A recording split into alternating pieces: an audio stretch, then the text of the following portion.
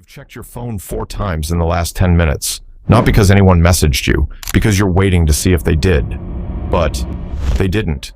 You've replayed the conversation maybe 20 times now, trying to find the exact sentence that broke loose.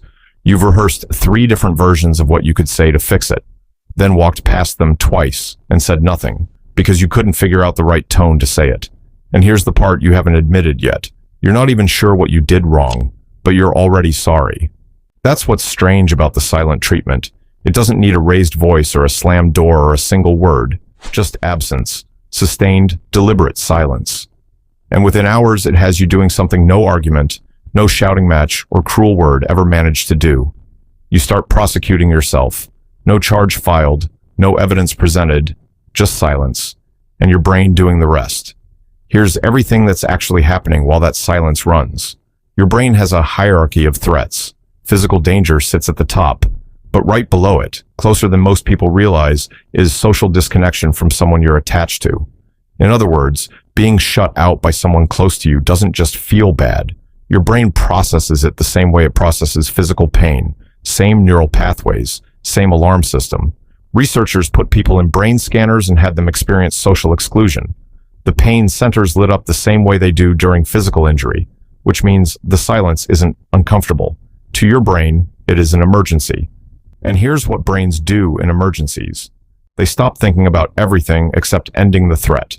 Not the original issue, not who was right. Just make this stop, restore the connection, get back to safe. So without realizing it, you shift modes completely. You stop being a person who had a valid concern. You become a person whose only job is surviving the silence. That quiet, invisible shift that nobody announced is where the silent treatment does its real work. And it gets more specific than that. You know exactly what surviving the silence looks like. Your voice gets softer around them, not because you decided to be more gentle, because something automatic in you is trying to lower the temperature. You stop taking up space.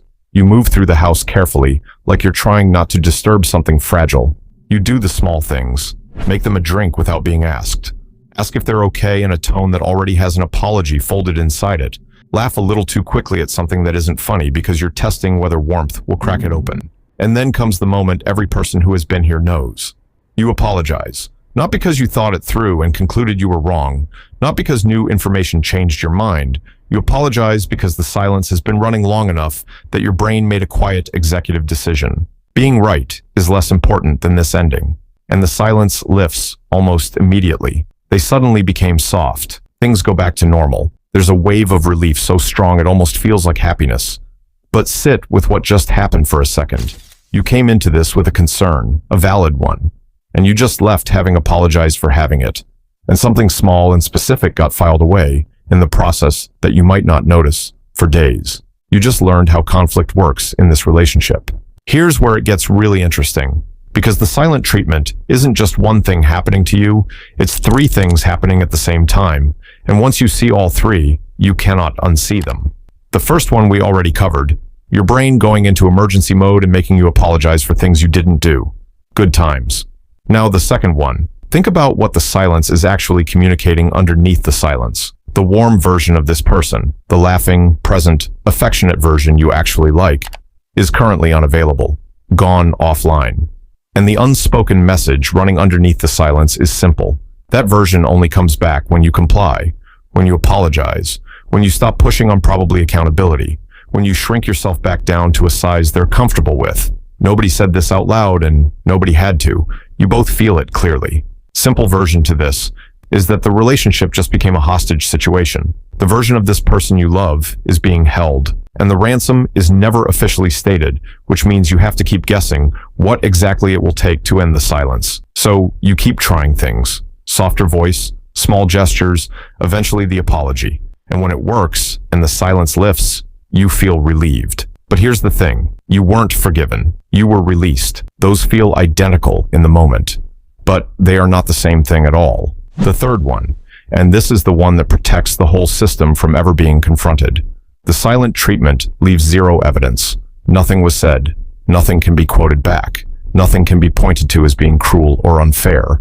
If you try to explain it to a friend, that your partner went quiet on me for 3 days, you already know how that sounds coming out of your mouth. Like, you sound dramatic. You sound like someone upset that another person simply needed space. And that's how the silence protects itself. That's not an accident. That is the entire design. The silent treatment is the only conflict move that punishes you completely while the person using it remains 100% unaccountable. No receipts, no evidence, nothing to point to. You're holding a real wound with nothing to show for it, like getting hit by a car that left no tire marks. You know what happened, you just can't prove it. So here's the full picture of what was happening the whole time. While you were replaying that conversation, trying to locate your mistake, the original conversation of what really brought about the issue was quietly running out of air. Nobody ended it officially. Nobody said it was over. It just got quietly replaced by the silence and everything the silence made you do to survive it. Things are normal again now. Warm, even.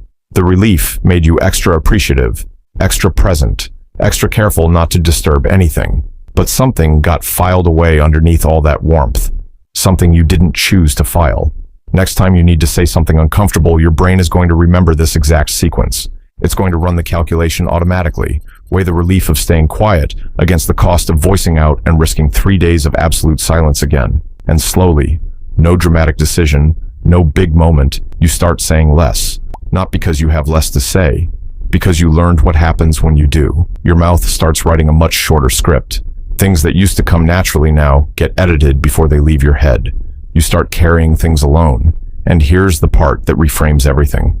The silent treatment only works on people who care. A stranger ignoring you might just cause mild annoyance. You forget about it by lunch, but someone you love going completely unreachable, that's a full brain emergency. We already talked about, which means the closer the relationship, the more powerful the weapon. The more you love someone, the more devastating it is when they simply go quiet. The love itself becomes the leverage. The intimacy you built together that was supposed to make you feel safe becomes the exact thing that makes the silence unbearable.